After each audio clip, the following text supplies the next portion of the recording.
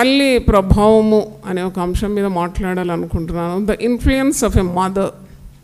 తల్లి ప్రభావము కుటుంబం మీద ఎలాగుంటుంది, పిల్లల మీద ఎలాగుంటుంది, భర్త మీద తన ప్రభావము ఎలాగుంటుంది, కొన్ని మాటలు మనము ధ్యానించాలి. The influence of a mother on her family, on her children, on her husband. అంటే ఒక తల్లి పాత్ర అమోఘమైంది. తల్లి అనే పదానికి చాలా విలువ ఉంది. తల్లి అని ఒక పదం అంటే తల్లి వలె ఏం చేస్తాడు, మనల్ని ఆదరిస్తాడు. అంటే తల్లికి ఉన్న గుణం ఏంటి? ఆదరించడం. హల్లెలూయా. ఆదరిస్తుంది తల్లి. ఒకరి తల్లి వాణ్ణి ఆదరించినట్లు నేను మిమ్మను ఆదరిస్తాను. తల్లి చాలా ముఖ్యమైనది అన్నమాట ఇంట్లో. కొందరి భర్తలు చనిపోతారు, ఆ తల్లి మీద గంపడి సంసారం ఉంటుంది. అయినా ఆ తల్లి దేవుణ్ణి అనుకొని ఆమె తన కుటుంబం కొరకు ప్రయాసపడి కన్నీళ్ళు గార్చి శ్రమపడి ఆ బిడ్డలందరినీ పైకి తీసుకొని రాగలదు. అదే ఒక తల్లి మరణించిన గృహం మీరు చూడండి, ఒక భర్త మాత్రం ఉన్నాడు, పిల్లలు ఉన్నారంటే అంత అతలకుతలం అయిపోతుంది. పిల్లలు సరి దారికి రాలేరు. అంటే తల్లికి అంత గొప్ప సామర్థ్యాన్ని దేవుడు ఇచ్చినాడు. She's equipped with the power of God. నన్ను అడిగితే ఆ తల్లిలో ఉన్న గొప్ప శక్తి అది వివరించడానికి తరము కాదు. షీఈస్ చాలా శక్తి. ఎన్ని పనులు చేస్తుందని ఒక లిస్ట్ వేయండి, అసలు అది ఊహించలేము. ఎన్నో పనులు చేయగలుగుతుంది. అది ఒక పురుషుడు 2 పనులు చేసి ఊరంతా ఉద్ధరించినట్టు మరి ఫీల్ అవుతాడు. ఆ తల్లి చేసిన పని కంటికి కనబడదు. అందుకే ఇంటి పని కంటికి కనబడదంట. ఒక ఇల్లాలు ఎంతగా పని చేస్తుంది రోజు, అది మాటల్లో చెప్పడానికి వీలు లేదు. ఒక తల్లి తన బిడ్డల కొరకు ఎంత కష్టపడింది అని అడిగితే ఏం చెప్పగలదు ఆమె? నాకు తెలుసు, వాళ్ళు ఉద్యోగాలకు పోయి తాగుబోతు భర్తలతో కాపురం చేసి దూర ప్రయాణాలు చేసి ఇంట్లో చిన్న బిడ్డలు చూసుకొని అహోరాత్రులు ప్రయాసపడిన తల్లులు ఇక్కడ ఉన్నారు, వారు కనబడుతున్నారు నాకు. అంటే టీవీ ద్వారా వింటున్న వారిలో అనేక మంది అలాగుంటారు. ఇంటి పని, బయట పని, లోపట పోరాటం, బయట పోరాటం, ఎన్నెన్ని విధాలుగా శ్రమ పడుతుంది. కానీ తల్లికి జీతం లేదు. తల్లికి ఏం లేదు? జీతం లేదు. ఎవ్వరు గుర్తించరు తల్లిని. A mother's job is a thankless job అంట. ఎవరు కృతజ్ఞతలు కూడా చెప్పరు, నీకు దండం కూడా పెట్టరు ఎవరు.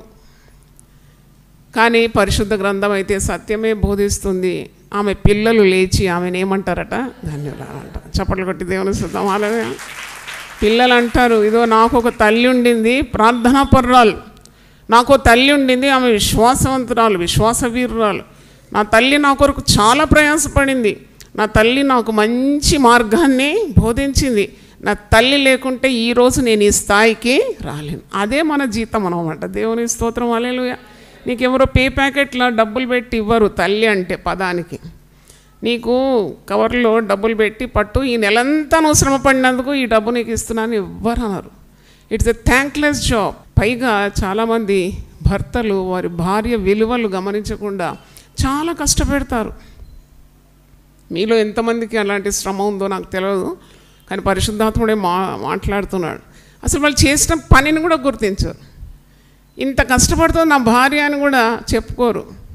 వారికి ఆ తలంపు కూడా రాదు. అంటే women or sometimes taken for granted అన్నమాట. అంటే అంతే, వాళ్ళు పడి చేయాలి. అందుకే శాస్త్రాల్లో ఉందట, ఆడది అంటే గాడిది అని. కానీ ఒక క్రైస్తవురాలైన తల్లి గాడిది మాత్రం కాదు, ఆమె తప్పకుండా ప్రభువులో చాలా గొప్పది. దేవుని స్తోత్రం. గొప్ప బాధ్యత, గొప్ప దర్శనం కలిగిన తల్లి, క్రైస్తవురాలైన తల్లి, ప్రభువుని నమ్ముకున్న తల్లి, రక్షింపబడిన తల్లి, తప్పకుండా గొప్ప వీరవనితనే.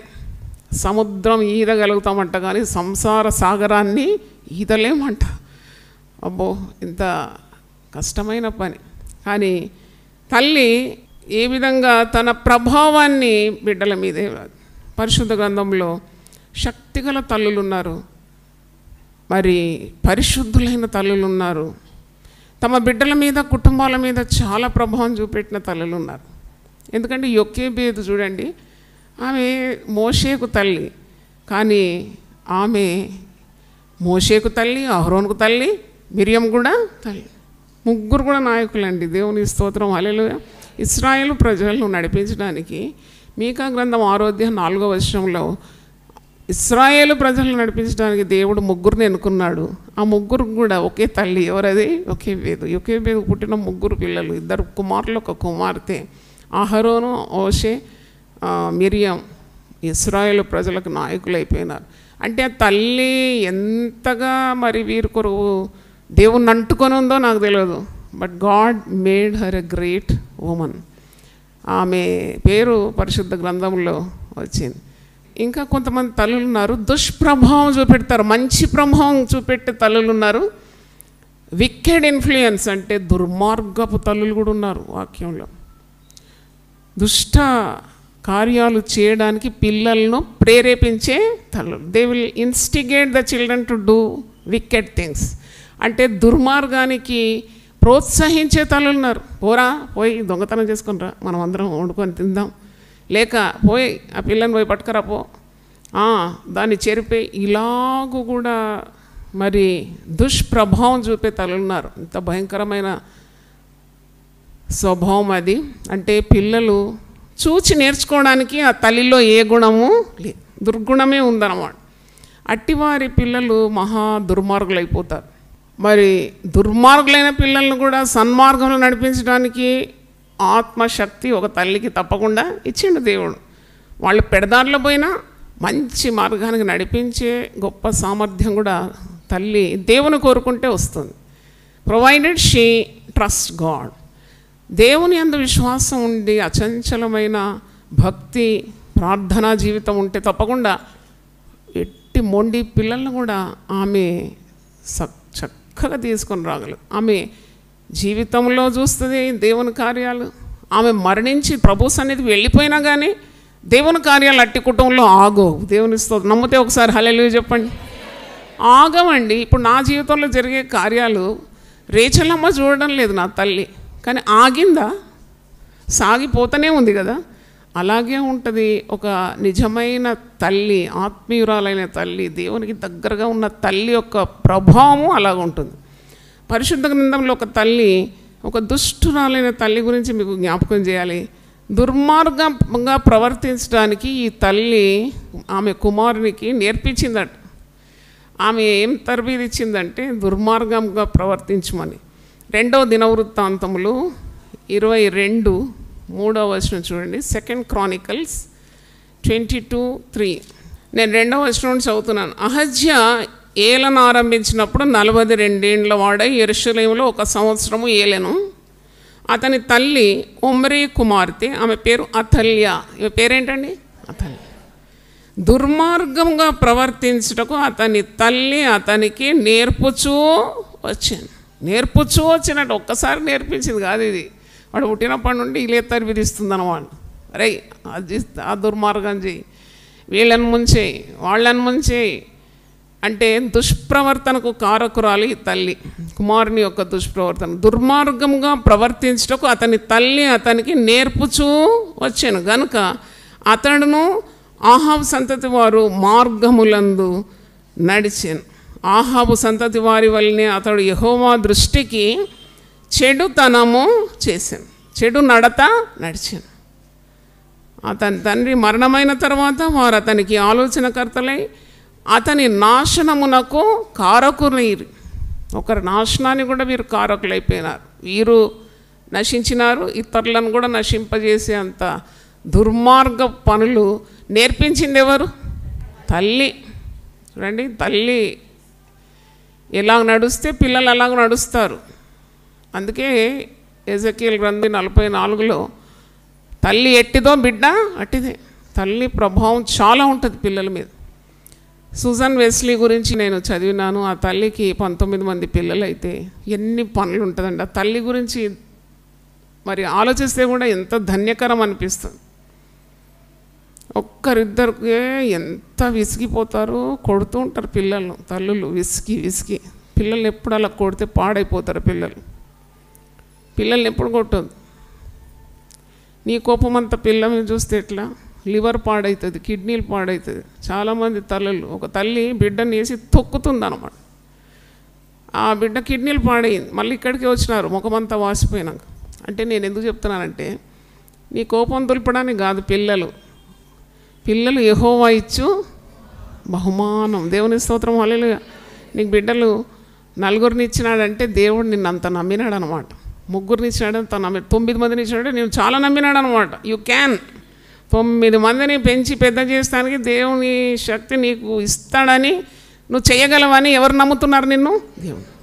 నాకు ఇప్పుడు వేల కొలది పిల్లల్ని ఇచ్చినాడంటే నేను వీళ్ళందరినీ పెంచి పెద్ద చేస్తానని నమ్ముతున్నాడు అనమాట. నమ్మి నాకు పరిచర్య ఇచ్చినాడు. దేవుని స్తోత్రం, హల్లెలూయా. నువ్వు అనేక జనములకు ఏమైపోతావు? తల్లి అయిపోతావు. జీవము గల ప్రతిదానికి తల్లి అయిపోతావు. వేలకు తల్లిగా మారిపోతావు. ఇశ్రాయేళ్లకు తల్లిగా మారిపోతావు. అవన్నీ పరిశుద్ధ గ్రంథంలో ఉంది. కనుక ఈ తల్లి దుర్మార్గపు తల్లి. దుర్మార్గపు తల్లులు, సన్మార్గంలో బిడ్డలు నడిపించే తల్లులు కూడా ఉన్నారు. కనుక ఈ తల్లి ప్రభావం అని మనము వర్తమానం వింటున్నాము. తల్లి ఉప్పు లాంటిది, తల్లి వెలుగు లాంటిది, ఒక ఇంటికి దీపము లాంటిది. దేవుని స్తోత్రం. తల్లి లేని ఇల్లు ఎట్లుంటుందండి? చీకటి. అది మనం చెప్పుకుంటున్నాం, కానీ మన గురించి వీళ్ళు కూడా చెప్పాలి పురుషులు. అమ్మో, మా ఆవిడ లేకుంటే ఇల్లంతా బోసిపోయి ఉంటుందండి, ఎక్కడిదక్కడే ఉంటుందండి. ఎంత వంట లేదు, వార్పు లేదు, బట్టలు ఉతుకట్లేదు, ఇల్లు శుభ్రం చేసేది లేదు, మా పిల్లలు ఏ దారిలో తిరుగుతారు. అవునంటే అంత వెరీ ఇంపార్టెంట్. ఉప్పు లాంటిది. అంటే ఆమెకు పెద్ద కీర్తి ఖ్యాతి లోకంలో లేకున్నా కొద్దిగా ఉప్పు వేస్తాం వంట, కానీ కదా కొద్దిగా వేస్తే వంటంతా ఏమవుతుంది? రుచి. కనుక నీవు రుచికరంగా ఉండాలి. ప్రభు అన్నాడు, నువ్వు లోకానికి ఉప్పై ఉన్నావు, నువ్వు లోకానికి వెలుగై ఉన్నావు. అంటే నువ్వు రాగానే ఇల్లంతా వెలుగైపోవాలి. నువ్వు మాట్లాడుతుంటే నీ భర్తకు, నీ పిల్లలకు అంతా రుచి రావాలా. దేవుని స్తోత్రం, హల్లెలూయా. అంటే అట్లా ప్రభావితము చేయాలి నీ కుటుంబాన్ని. అంటే she's a spirit filled mother. దేవుని ఆత్మతో నింపబడిన మరి తల్లి ఆ విధంగా కుటుంబానికి ఒక ఆశీర్వాదకరంగా ఉంటుంది. ఆమె జగడగొండి కాదు, ఆమె గయ్యాళి రాదు, ఆమె అనవసరంగా వాదించదు, వదరబోతు అసలే కాదు, తిరుగుబోతూ అంతకంటే కాదు. ఆమె తన ఇల్లు చక్కబెట్టుకోవడమే ఆమె మొట్టమొదటి ధ్యేయంగా ఉంటుంది. క్రమం ఆమె జీవితంలో ప్రధానంగా ఉంటుంది. క్రమశిక్షణ ఆమె ఎప్పుడు కూడా బోధిస్తుంది. ఆమె జ్ఞానం కలిగి నోరు తెరుస్తుంది. హల్లెలూయా. అంటే ఉప్పు వెలుగంట ఆ మాట. ఊరికి తగులాడతారు కొందరు తల్లులు. ఉదయం లేస్తే భర్తతో పోరు, పిల్లలతో పోరు, ఎప్పుడు జగం మాదని నేను చెప్తాను. మీరు అనండి, నేను చెప్తున్నాను, ఎందుకు పాటిస్తున్నా కాబట్టి చెప్తున్నాను. అంత ధైర్యం ఉంది చెప్పడానికి. ఎప్పుడు కిరికిరి భర్తను తిట్టిపోసి, పిల్లల్ని తిట్టిపోసి, శపించి, శాపనార్థాలు పెట్టి వద్దు. క్రమం ఏంటో చెప్పు. ఒక్క మాటకు విలువ ఉండాలి. నీ మాటకు ఏముండాలి? విలువ ఉండాలి. హల్లెలూయా. ఊరికే వాగి వాళ్ళు అస్సలు వినరు నీ మాట. ఇప్పుడు కూరలో ఉప్పు చాలా మంచిదని చెప్పి 1/2 కిలో వేస్తావా? తట్టనే వేస్తావా? ఎంత వేస్తావు? ఇసుమంత దానికి తగినట్టు వేస్తావు. తగినంతనే మాట్లాడాలి. దేవుని స్తోత్రం, హల్లెలూయా. ఎంత కావాలో అంతే మాట్లాడాలి. తగ్గినంత దేవునితో మాట్లాడాలి. వెలుగంటే చీకటిని తరమగొట్టడానికి వెలుగు కావాలి. అలాగూ నువ్వు జ్ఞానాన్ని పొందుకోవాలి. నన్ను అడిగితే స్త్రీలు ఎక్కువ మాట్లాడవద్దు ఇంట్లో. కొందరు పొద్దున నోరు తెరిస్తే ఆ నోటికి తాళం ఎప్పుడు పడుతుంది? నిద్ర వచ్చి గుర్రు కొట్టి నిద్రపోయినప్పుడు, అప్పుడు కూడా గుర్రు కొట్టుకుని నిద్రపోయినప్పుడే తాళం పడుతుందో అప్పుడు కూడా శబ్దమే వస్తుంది కదా. అంటే ఆమెకు విశ్రాంతి ఉండదు, మనసుకు టెన్షన్ ఎప్పుడు. అంత అవసరం లేదు. నీకు భర్త దేవుడిచ్చిన శిరస్సు, ఒక ఆశీర్వాదం. పిల్లలు గర్భఫలము యెహోవా ఇచ్చు బహుమానం. ఇవన్నీ నువ్వు తీసుకొచ్చావా నీ తల్లి గర్భం నుండి? తేలే. ఇవన్నీ ఎవరిచ్చిన ఆశీర్వాదాలు? దేవుడిచ్చిన ఆశీర్వాదాలు. దేవుడు కాపాడుతాడు. నువ్వు చక్కగా నిలబడి నిట్టారుగా ఉంటే దేవుని సన్నిధిలో, నీకు దేవునికి సరైన బంధం ఉంటే ఇవన్నీ కూడా దైవ ఆశీర్వాదాలుగా మారుతాయి. తప్పకుండా, దాంట్లో అనుమానమే లేదు. కాబట్టి నువ్వు ఉప్పుగా ఉండాలి, వెలుగుగా ఉండాలి. నీ ప్రభావం ఎవరి మీద వస్తుంది? కుటుంబం మీదకి వస్తుంది. రెండవది చూసినప్పుడు ప్రభావితురాలు అంటే పిల్లల మీద తన కుటుంబం మీద ప్రభావం చూపేది తల్లి ప్రార్థన పరురాలు. అది మనకు అందరికీ తెలుసు. No prayer no power. ప్రార్థన ఎప్పుడు చేస్తుండాలి. ఏ పని చేసినా లాభమేనంట, కానీ ఒట్టి మాటలు లేమిడికి కారణం. తల్లులారా, మీరు చెప్పిన మాట వినండి. అనవసరంగా ఎవరింటికి పోకూడదు. మాటి మాటికి నీ పొరుగు వాని ఇంటికి పోతే వాడు నీ వలన విసికి నిన్ను ద్వేషిస్తాడట. He will hate you. అంటే ఊరికే అక్కలమ్మల దగ్గర పోయి అక్కడ పోయి నీ బాధలు చెప్పుకొని అక్కడ కూర్చొని ఏ షాపింగ్ పోదాం ఎక్కడుంది అక్కడ అవసరం లేదు. నువ్వు ఎవరితో బంధం కలిగి ఉండాలి? దేవునితో కలిగి ఉండాలి. Hallelujah. Should be connected to God. ఎందుకంటే నువ్వు కన్నులారా చూడాలి నీ కుటుంబం యొక్క ఆశీర్వాదం, నీ బిడ్డలు పైకి రావడం, వారి వివాహాలు, వారి పిల్లలు పుట్టడం, వారు చక్కగా దేవుని మార్గంలో రావడం, అది చూచేంత వరకు నీవు దేవుని పాదాలు వదిలిపెట్టకూడదు. You have to see the great wonders working in the house. ఆ సూజన్ వెస్లీ గురించి నేను చదివినప్పుడు ఆమెనంట 19 మంది పిల్లల్ని ఎట్లా మేనేజ్ చేసి నాకు అసలు మతికందదు. ఇన్ని పనులు ఇంతమందికి వండాలి 3 సార్లు అంటేనే చాలాది. ఇన్ని టిఫిన్ డబ్బాలు కట్టాలంటే అబ్బో, ఇద్దరికే డబ్బాలు కట్టాలంటే పెద్ద బండ కొండ లేపినట్టు చేస్తారు కదా. అయితే ఈమె ఇన్ని డబ్బాలు కడగాలి, మళ్ళీ తిన్న డబ్బాలన్నీ కడగాలి కదా, మళ్ళీ సాక్స్లు వేయాలి కదా, మళ్ళీ బుక్స్ బ్యాగులు ఎన్నండి 19 మంది బ్యాగులు బుక్కులు. ఆ ఇల్లు ఎట్లుంటుందో నాకు అర్థం కాదు. కానీ ఆ తల్లికి ప్రార్థనకు ఎప్పుడు సమయం ఉండేదంట. చప్పట్లు కొట్టి దేవుని స్తుతిద్దాం. అంటే ఆమె ఎప్పుడు ప్రార్థన చేసేదో మరి నాకు అనిపిస్తుంది. ఇంత చాకిరి చేస్తూ తిరిగి ఆమె గంటలు గంటలు ప్రార్థన చేయడానికి ఎక్కడుంది కాదు. ఆమె మంచి తెలివి మంత్ర. ఆమె పని చేస్తూనే ఏం చేసేది? ప్రార్థన చేసేది. హల్లెలూయా. దువ్వుతుంటే ప్రార్థన చేసేది, వీడు గొప్ప భక్తుడు కావాలి. మీరు బట్టలు ఉతుకుతుంటే ప్రార్థన చేసేది, దేవా వీడే చెడు మార్గంలో పోద్దని. నేను కాళ్ళు సాక్స్ ఉతుకుతుంటే నాయన నేను పాదాలు సర్వలోకానికి పోయి సర్వ సృష్టికి ఏం చేయాలి? స్వార్థం. రిబ్బన్లు కడుతుంటే అమ్మో ఈ తల ఏ పాపము ఎక్కువ. ప్లేట్లు కడుగుతుంటే కూడా ప్రార్థన, వండుతుంటే ప్రార్థన, వడ్డిస్తుంటే ప్రార్థన. తర్వాత ఆమె గంట సేపు పైగా ఒక్కొక్కరు పండుకున్నప్పుడే ఆమె ఉదయం లేసేది. ఆ తల్లి నడుము ఎట్లుంటుందో బావా దేవా, ఇరిగి. అంటే దేవుడు తోడు లేకుంటే, దేవుడు ఆమెకు పక్కన లేకుంటే ఆమె ఒళ్ళేలాగా ఉండేది. ఇంతమంది బట్టలు ఉతకాలి కదా. అంటే ఆ పురుషుడైతే పట్టించుకోకపోయేదంట. నేను చదివిన ఆమె గురించి. పని ఉందని చెప్పి వెళ్ళిపోయేదంట. ఎందుకంటే ఇంట్లో ఉంటే 19 పిల్లలకు సాకిరి చేయాలి కదా, చదువులు చెప్పాలా, వాళ్ళ బాగోగులు చూడాలంటే ఆయన మెల్ల తప్పించుకునేదంట. 6 నెలలకు ఒకసారి ప్రత్యక్షమయ్యేదట. ఎంత తెలివి చూడు.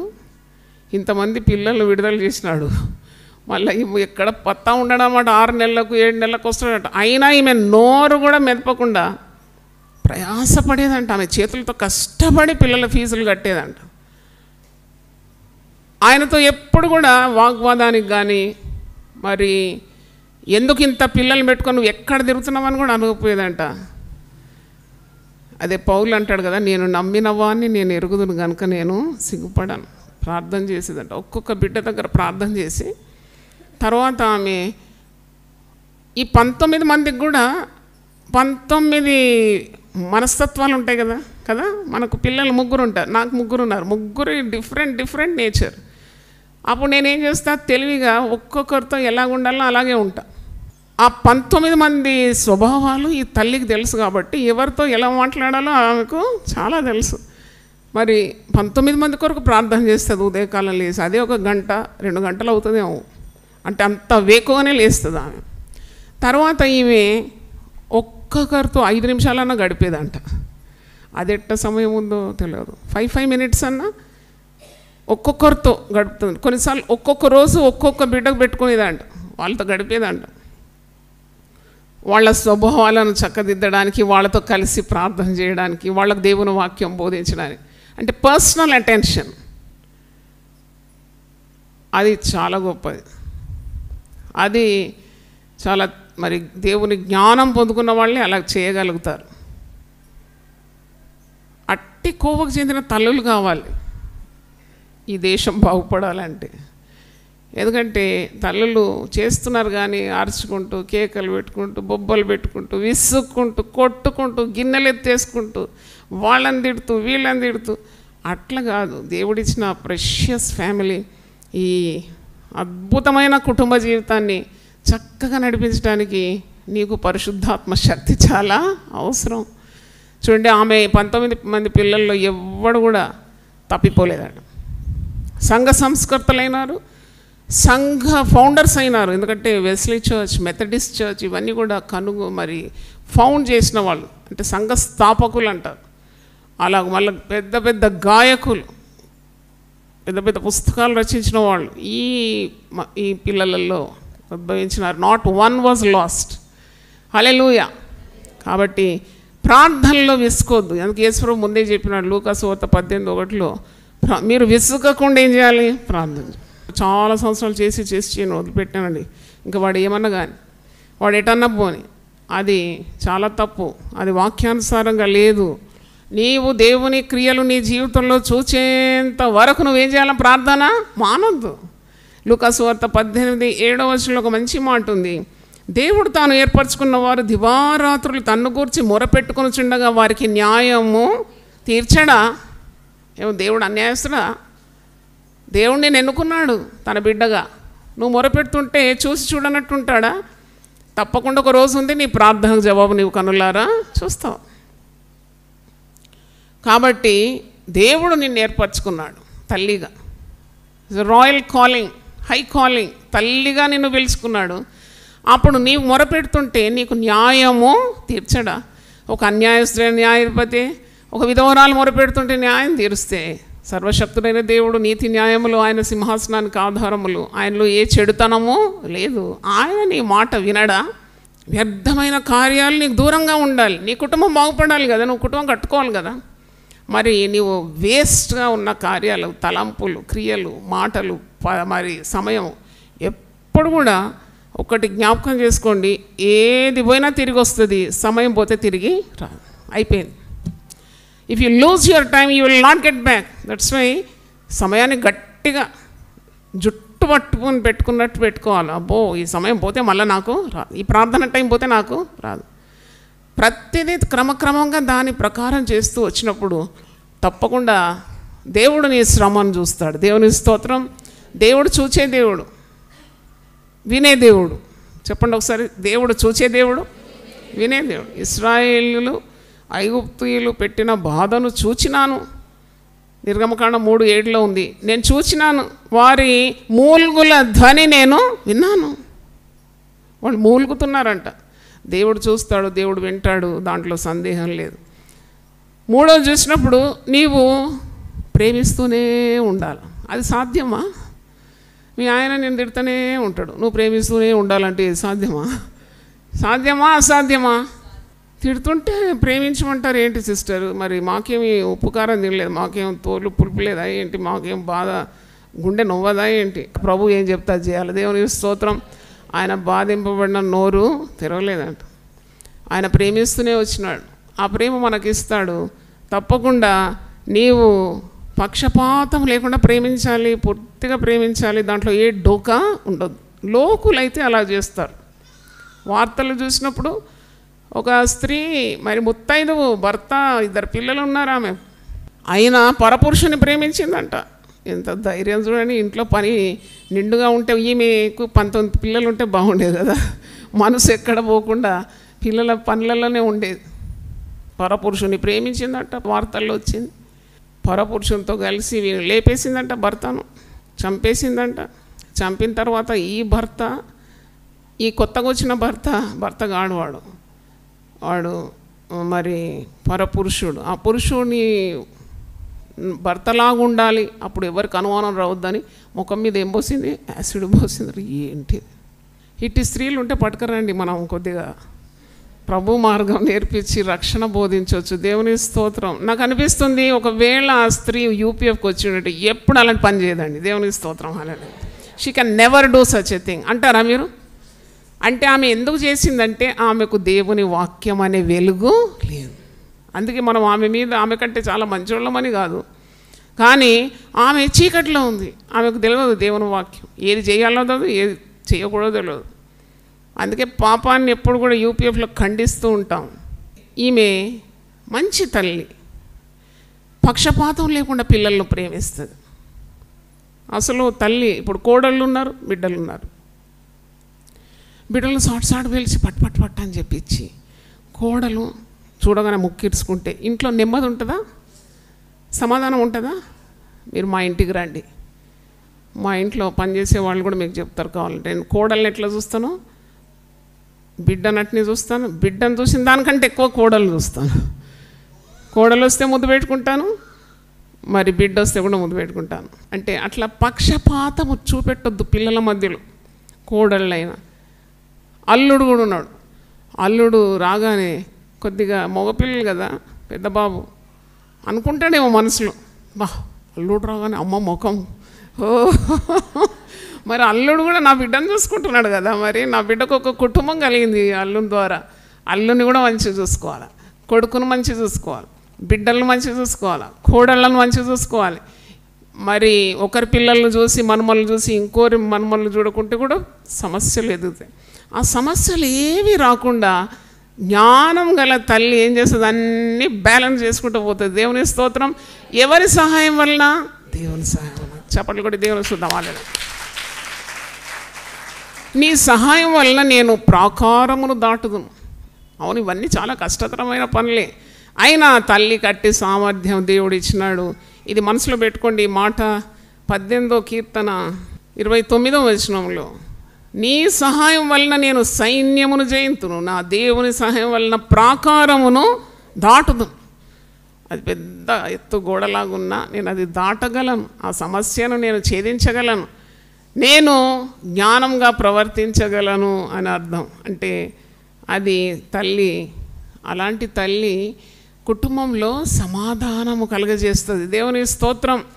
చాలా కుటుంబాల్లో డబ్బులు లేనందుకు కాదు కలహం, ఇష్టమున్నంతనే డబ్బులు ఆస్తిపరులే, కానీ ఎప్పుడు పెడముఖం, పిల్లల మధ్యలో సమాధానం లేదు. ఆ పిల్లలు వీళ్ళని చూస్తే ఈర్ష్య, ఈ పిల్లలు మరి వేరే అన్నదమ్ములను చూస్తే, అక్క చెల్లెలు చూస్తే.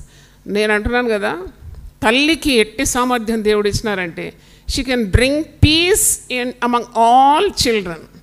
అందరి పిల్లలను ఒక తాటి మీద ఆమె నడిపించగలదు దేవుని సహాయం ద్వారా. దేవుని స్తోత్రం. హల్లెలూయా, హల్లెలూయా. జ్ఞానం కలిగి నోరు తెరవాలంటే ఆమెకు తెలవాలా, కోడలతో ఎట్లా మాట్లాడాలి, కొడుకుతో ఎట్లా మాట్లాడాలి. ఇక్కడిది అక్కడ చూసి పెద్ద సమస్యలు కదా. ఒకవేళ కోడలు వచ్చి నీకు నాకు చాలా కష్టమవుతుంది, ఊరికే నా మనసు బాధ పెడుతున్నాడంటే, ఇప్పుడు తల్లిగా నువ్వు పోయి వాడిని నిలదీసినావు అనుకో, నిలదీస్తే వానికి ఎవరి మీద కోపం వస్తుంది? ఫస్ట్ భార్యను వదిలిపెడతాడా? అప్పుడు నువ్వేం చేయాలి?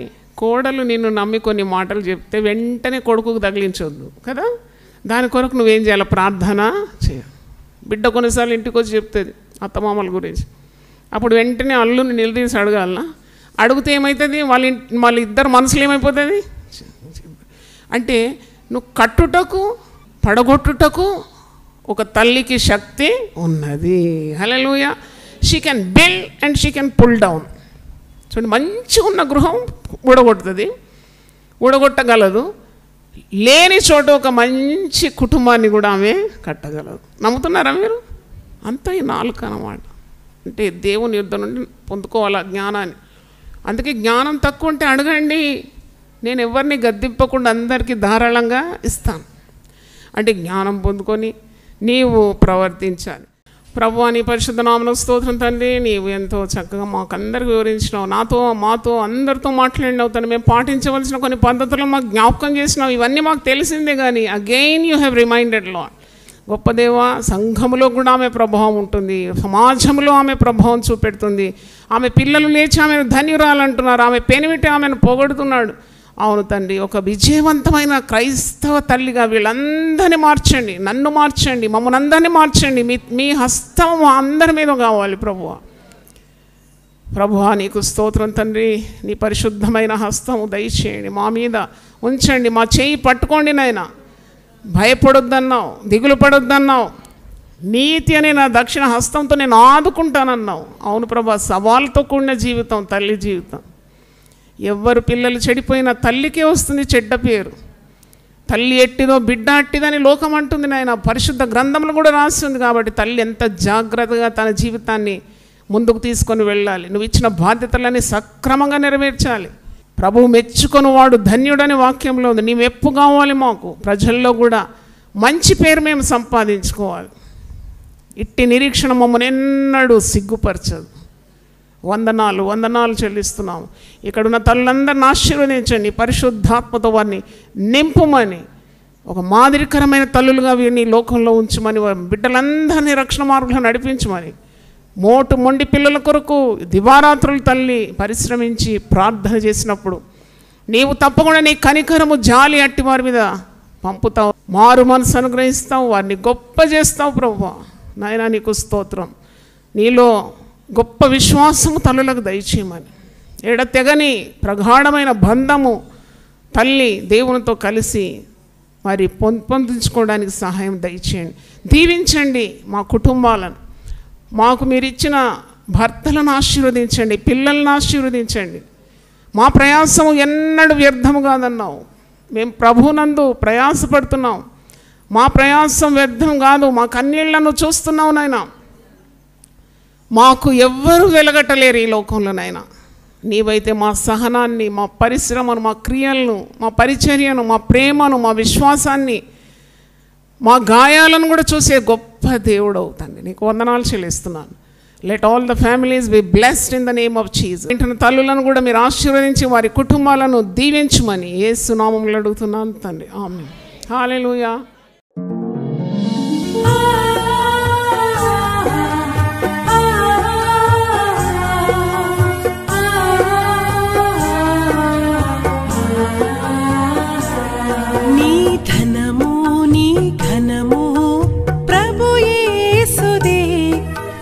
దశమా భాగము నీయ వెనుదీతువా. నీ ధనము నీ ఘనము ప్రభు యేసుదే, నీ దశమా భాగము నీయ వెనుదీతువా. ధరలోన ధనధాన్యముల నీయగా కరుణించి కాపాడి రక్షింపగా. ధరలోన ధనధాన్యముల నీయగా కరుణించి కాపాడి రక్షింపగా. పరలోకనాదుండు నీకీయగా మరి యేసు కొరకీయ వెనుదీతువా. పరలోకనాదుండు నీకీయగా మరి యేసు కొరకీయ వెనుదీతువా. నీ ధనము నీ ఘనము ప్రభు యేసుదే, నీ దశమా భాగము నీయ వెనుదీతువా. పాడి పంటలు ప్రభువు నీకీయగా కూడు గుట్టలు నీకు దయచేయగా. పాడి పంటలు ప్రభువు నీకీయగా కూడు గుట్టలు నీకు దయచేయగా. వీడంగ ప్రభు యేసు నామంబును గడువేల ప్రభుకీయను క్రైస్తవా.